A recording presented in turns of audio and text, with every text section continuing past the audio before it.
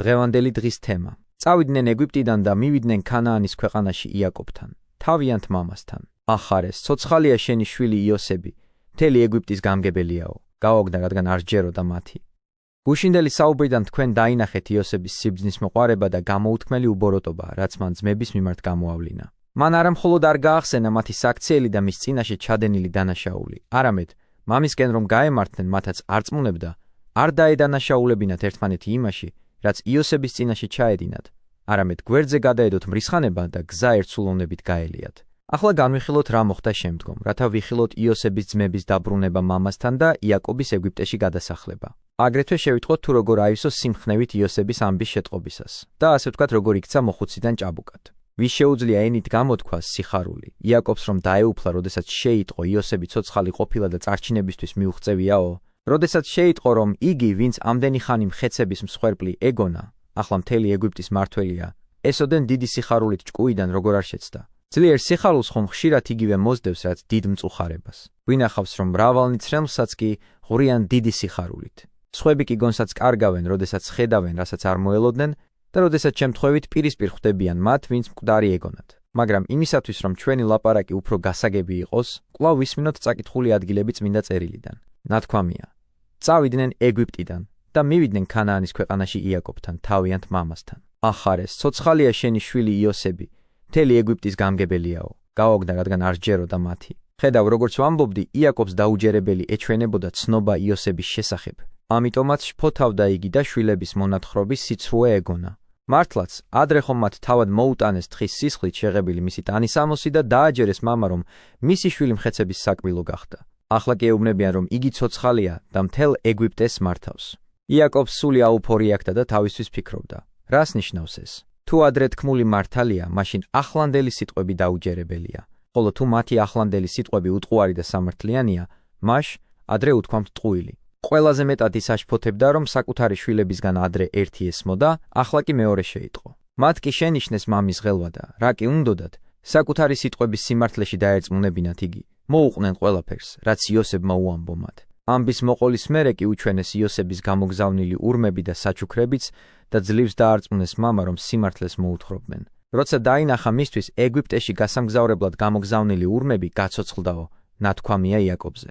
მოხუცი, ხანმოთეული, წელში მოხრილი იაკობი უეცრად სულიერად გაჭაბუკდა, ნათქვამია გაცოცხლდაო. რას ნიშნავს? გაცოცხლდაო. ვით ცეცხლი ლამპარში ზეთი რომ გამოილევა, ქრობას იწყებს. მაგრამ საკმარისია ვინმე მცირე ზეთი მაინც ჩაამატოს ლამპარში, რომ უკვე ჩასაქრობად გამზადებული ცეცხლი უცებ ხელახლა აბრიალდება, ასევე ეს ბერიკაციც, რომელიც უკვე ლამის ჩაექრო მწუხარებას ნათქვამია. არ სურდა ნუგეში და ამბობდა: გლოვიარე ჩავალ ჩემ შვილთან შავეთში, ახლა რომ გაიგო, რომ იოსები ცოცხალია და ეგვიპტეს მართავს, ურმებიც რომ დაინახა, გაცოცხლდა სულით, ბერიკაცობიდან კვლავ გაჭაბუკდა, სევდის ღრუბელი გაფანტა, ასთა ქარიშხალი დაიოკა და დაწყნარდა როგორც იქნა. ყოველივე ეს კი ღმერთმა მოაწყო, რათა მართალ იაკობს ამდენი ტანჯვის შემდეგ ნუგეში ეპოვნა და ძის კეთილდღეობის მონაწილე გამხდარიყო. მეორეს მხრივ კი იმისათვის, რათა ასრულებულიყო სიზმრები, რომლებიც თავადვე ახსნა და თქვა: ნუ თუ მე და დედაშენი და შენი ძმები უნდა გიახლოთ და თაყვანი გცეთ. ნანახი და მოსმენილი რომ დაიჯერა, იაკობმა წამოიძახა: კმარა, ცოცხალია ჩემი შვილი იოსები. წავალ და ვნახავ, სანამ არ მომკვდარვარ. ამბობს, ეს მეტად მნიშვნელოვანია, ყოველგვარ ვარაუდს აღემატება და ყოველგვარ ადამიანურ სიხარულს ჩრდილავს, თუ ჩემი იოსები ჯერაც ცოცხალიაო. წავალ და ვნახავ. ასე რომ ვიჩქაროთ, შევხვდე მას, სანამ მომკვდარვარ. ამ ამბავმა სული აღმიდგინა, სიბერის უძლურება განდევნა, გონი განმიმტკიცა. თუ მასთან შეხვედრას მოვესწრები, სრულყოფილი სიხარულით დამტკბარი მოვკვდები. ამგვარად, მართალს წუთითაც არ დაუყოვნებია და გზას გაუდგა. თავისი საყვარელი ძის ხილვას ჩქარობდა. სურდა ეგვიპტის მეფედ ეხილა იგი, ვინც უკვე დიდი ხნის წინ დაღუპული და მხეცების ლუკმა ეგონა.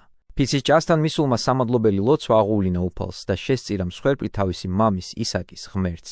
ამის გამგონენი ჩვენს დავეჩვიოთ, რომ როცა რამეს წამოვიწყებთ, რამეს ვაპირებთ ან გზას ვადგებით, უპირველესად ლოცვის მსხვერპლი შევწიროთ ღმერთს და მხოლოდ მისი შემწეობის გამოთხოვის შემდეგ წამოვიწყოთ.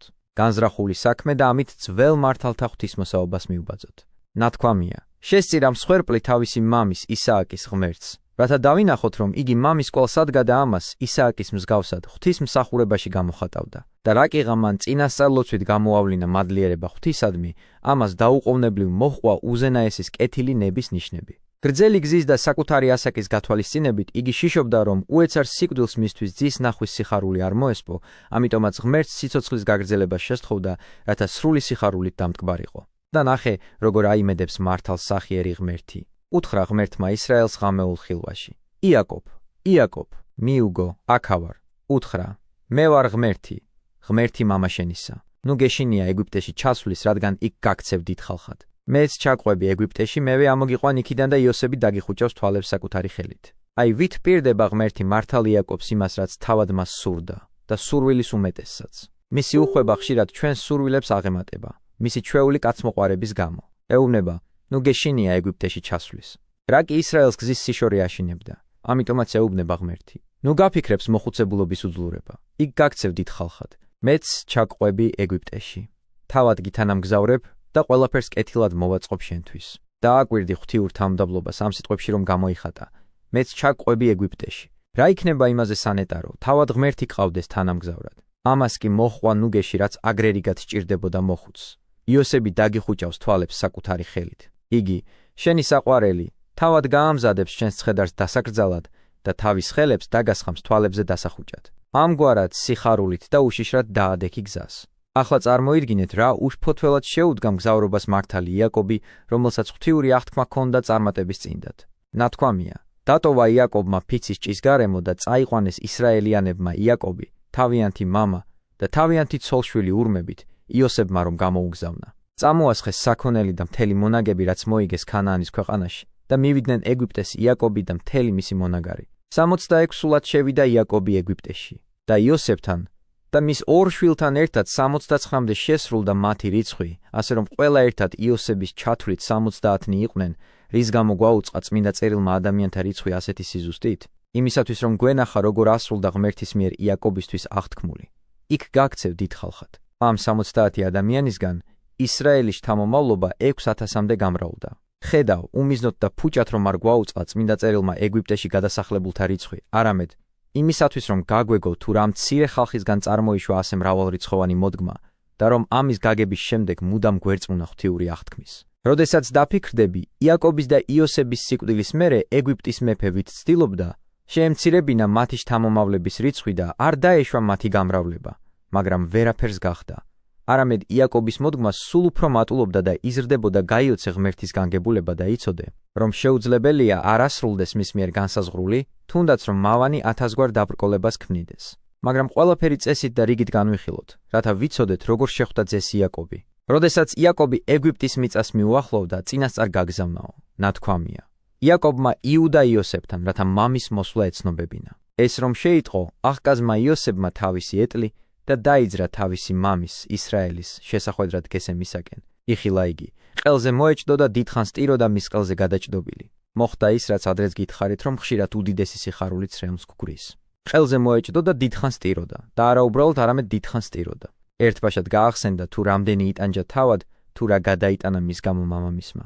მოაგონდა თუ რამდენმა რომ განვლო მათი განშორების მერე და მოლოდინის საწინააღმდეგოდ ხედავს მამას და მამაც ხედავს ძეს. ცრემს ღვრიდა და ამით დიდ სიხარულსაც გამოხატავდა და ღმერთსაც მადლობდა მომხდარის გამო. ნათქვამია: უთხრა ისრაელმა იოსებს: თუნდაც მოვკვდე ახლა, რა კიღა ცოცხალს გხედავ. უკვე დავტკბი იმით, რასაც ვნატრობდი. იმას ვეღირსე რისი მოლოდინიც აღარ მქონდა. ის შემემთხარის იმედიც გადაწურული მქონდა. ახლა უკვე კმარა ჩემი სიცოცხლე. ვიხილე ჩემი სასურველი.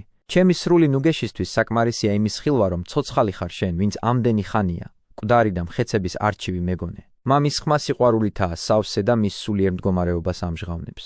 უთხრა იოსებმა თავის ძმებს და მამის სახლს: წავალ, ვამცნობ ფარაონს და ვეტყვი. ჩემი ძმები და მამის სახლი ქანაანის ქვეყანაში რომ იყვნენ, ჩემთან ჩამოვიდნენ. მეცხვარეები არიან მეთქი, მესაქონლეები, სხვარძროხა და ყველაფერი რაც კი ებადათ წამოასხეს მეთქი. როცა მოგიხმობთ ფარაონი და შეგეკითხებათ, რა საქმეს მისდევთო, უთხარით: მეჯოგე ხალხი ვართ შენი მორჩილის სიყრმიდან დღემდე, ჩვენსა და ჩვენი მამა პაპაც თქო, რათა დაემკვიდროთ გოშენის მხარეში, რადგან სისაძაგლია ეგვიპტელთათვის ყოველი მეცხვარე. დააკვირდი, რა გონივრულ რჩევას აძლევს იგი ძმებს უბრალოდ და შემთხვევით კი არ ჩააგონებს, არამედ სურს, უსაფრთხო გახადოს მათი ყოფა და არ დაუშვას მათი ეგვიპტელებთან შერევა. რა კი ეგვიპტელები ერიდებოდნენ წყემსებს და ზაგდათ ისინი, იოსების ძმებმა კი არა იცოდნენ ეგვიპტური წესისა, ამიტომ იოსები ურჩევს, წინ და წინ გაამხილონ თავიანთი საქმიანობა, რათა ამ საპატიო საბაბით შესაძლებელი ყოფილიყო მათთვის საუკეთესო მიწის გამოყოფა, სადაც ისინი უხიფათოდ იცხოვრებდნენ. ამგვარად იოსებმა ძმების მხრიდან 5 კაცი წამოიყვანა და წარუდგინა ფარაონს. უთხრა ფარაონმა მის ძმებს: რა საქმეს მისდევთ? უთხრეს ფარაონს მეცხვარეები გახლავართ შენი მორჩილნი, როგორც ჩვენი მამა-პაპები იყვნენ. უთხრეს ფარაონს: მდგმურად მოვედით ამ ქვეყანაში, რადგან აღარ გქონდა საძოვარი ცხვრისათვის თქვენ მორჩილთ. მძიმე გახდა შიმშილი ქანაანის ქვეყნად. დაგვასახლე შენი მორჩილნი გოშენის მხარეში. უთხრა ფარაონმა იოსებს: მამა და ძმები მოგივიდნენ. შენს წინაშეა ეგვიპტის ქვეყანა. საუკეთესო მიწაზე დაასახლე მამა შენი და შენი ძმები. დაესახლონ გოშენის მხარეში. თუ გამოძებნი მათ შორის მარჯვე კაცებს, დაუდგინე სარქლებად ჩემს საქონელს. როგორც იოსები ურჩევდათ, ისეთი პასუხი მიუგეს ძმებმა ფარაონს და ამგვარად გესემის მხარეში ცხოვრების ნება მიიღეს. მაგრამ ფარაონი იოსების მიმართ კეთილგანწყობის გამო ამასაც ამბობს: თუ გამოძებნი მათ შორის მარჯვე კაცებს, დაუდგინე სარქლებად ჩემს საქონელს. შემდეგ იოსებმა მამაც შეიყვანა ფარაონის წინაშე. უთხრა ფარაონმა იაკობს: რამდენი წლის ახარ? რადგანაც ფარაონმა ძლიერ ღრმა მოხუცი იხილა, ამიტომაც კითხაწლოვანება.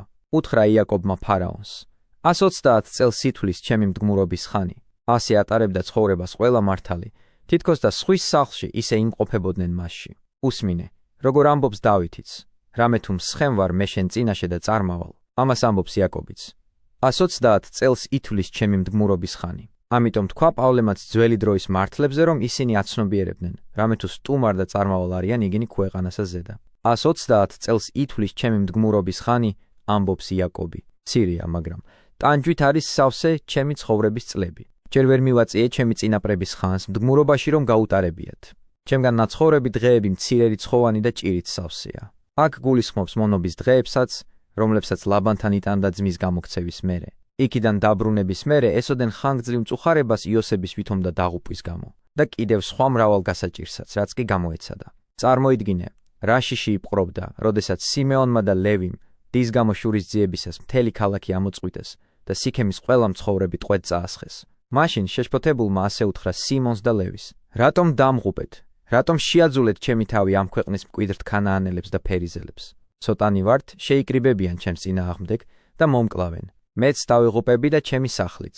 ამიტომ ეუბნება ახლა ფარაონს: ცირეა, მაგრამ ტანჯვით არის სავსე ჩემი ცხოვრების წლები. დაასახლა იოსებმა მამა და ძმები და მისცა მათ სამფლობელოდ საუკეთესო მიწა ეგვიპტის ქვეყანაში, რამსესის მხარეში, როგორც ფარაონს ჰქონდა ნაბრძანები. ამარაგებდა იოსები მამას და ძმებს, მთელს მამის სახლს პურით სულადობის კვალობაზე.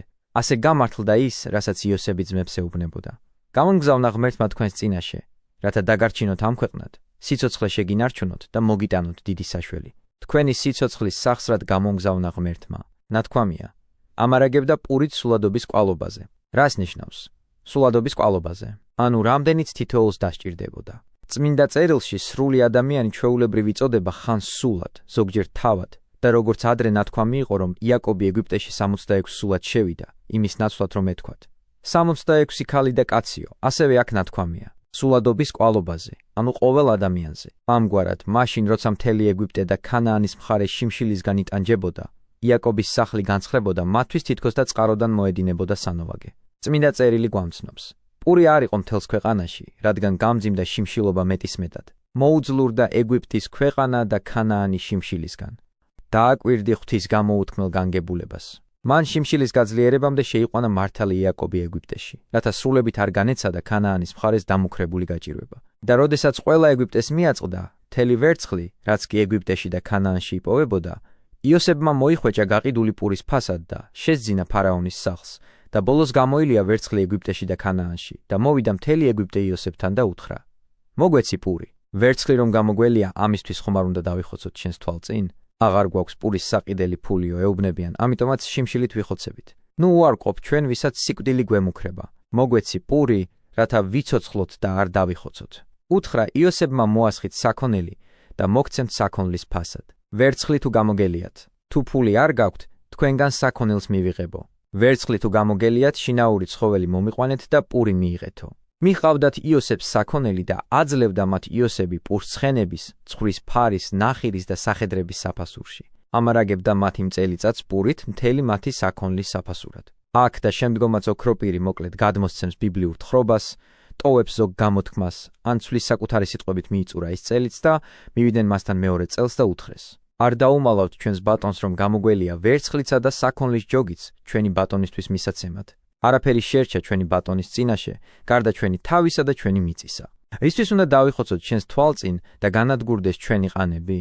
გვიყიდე ბარემ ყანებიანად პურის საფასურში და მონებად გაუხდებიდი ფარაონს ჩვენსა და ჩვენი ყანებიც. მოგვეცი მარცვალი, რომ ცოცხლები დავრჩეთ და არ ამოვწყდეთ და მიწაც არ გაუკაცრიელდეს.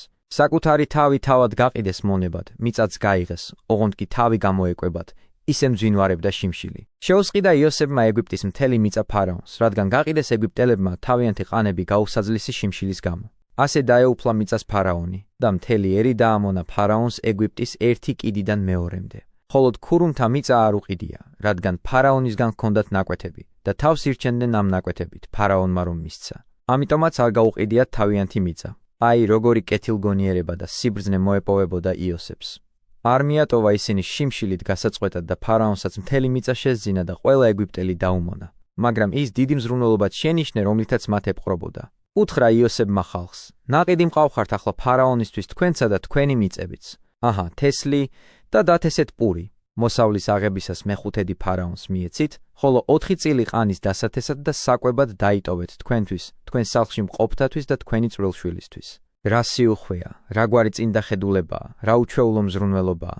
ამიტომ ხალხიც გრძნობს მათთვის გაწეულ სიკეთეს და ეუბნებიან იოსებს. შენ შეგვინარჩუნე სიცოცხლე.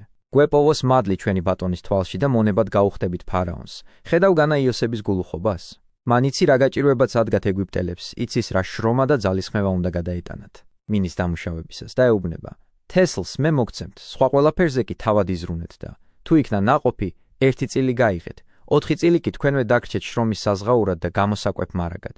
ასეთი წესია დღემდე დადგენილი იოსებისგან ეგვიპტის მიწებზე მეხუთედი ფარაონისაა. მხოლოდ ქურუმთა მიწები არ ეკუთვნის ფარაონს.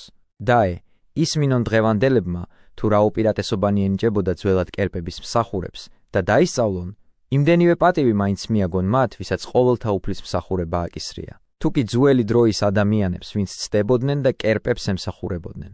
მიაჩნდათ, რომ საგანგებო მოწინებას გამოხატავენ კერპების მიმართ, როცა მათ მსახურებს პატივს მიაგებენ მაშ, რა კითხვას იმსახურებენ ისინი, ვინც დღეს არ ზრუნავს ღვთის მსახურებზე. განა არ იცით, რომ ამით ყოველთა ღმერთს მიეგება პატივი, ასე რომ, ნუ გამოიძიებ იმას თუ ვის მიეგება პატივი.